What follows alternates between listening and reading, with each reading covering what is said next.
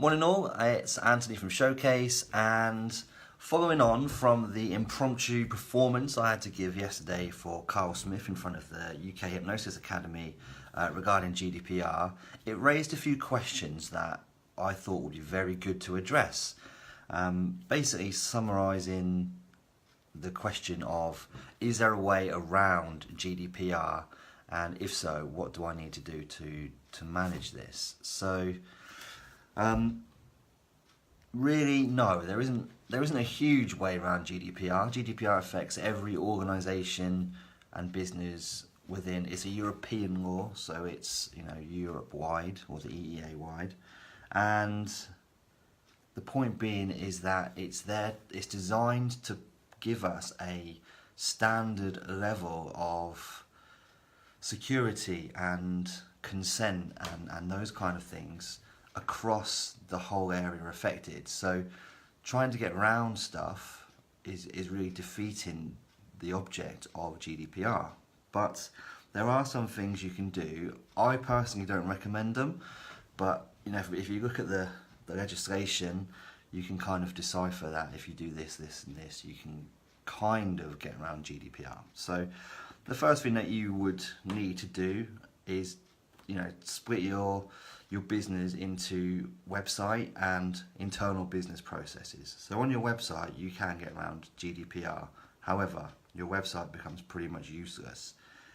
Internal business processes, no, you can't get around GDPR, because as a business, as an organisation, by default you're handling personal sensitive information. So the law is there to help improve the flow of personal information, and therefore as a business by default, as an organisation as default, you can't get around it. So they will need review. However, with your website, what you can do is you can make sure that your website does not collect any personal information. So basically you can take off your contact form, you can promote your email and phone number on your website, but if you take off the contact form, you are then preventing people from sending you information across the internet. So that's sort of point one.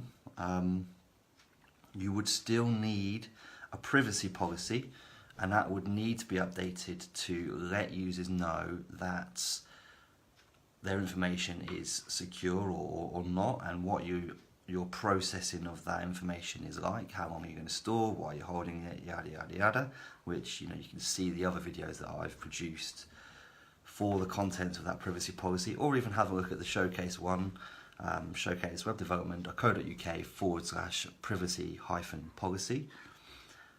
You also wouldn't then be able to have any tracking on your website either. So basically what we're looking at here is what information is passed through the website and what information is collected by the website. So if you remove those two items, then you obviously wouldn't need to do much with GDPR. So you could, if you took off your contact form, if you took off any tracking, then you would also not be able to have a login function, because a login by default uses a cookie to let people know that, or let the website know that you're logged in, and therefore you can access the admin areas of the site. And you couldn't sell things either. So an e-commerce website by default can't get around GDPR, because if people can't interact with your website, then they won't be able to buy things via your website. So it is possible, but your website basically becomes a landing page with no contact form, essentially. So people could phone you, they could email you, but you would still then have to declare in a cookie policy that you're not using cookies, that you were that you have updated your privacy policy as well, and that would obviously need to be relevant to the fact that you are not collecting any information through the website at all. However, if somebody was to email you, phone you, or even post something to you, how you would handle that information, how long you'd store it for, what your plans for deletion are, that kind of stuff. So for me, it's not really worth reducing my website to a point of just being a static page that nobody can use or utilize.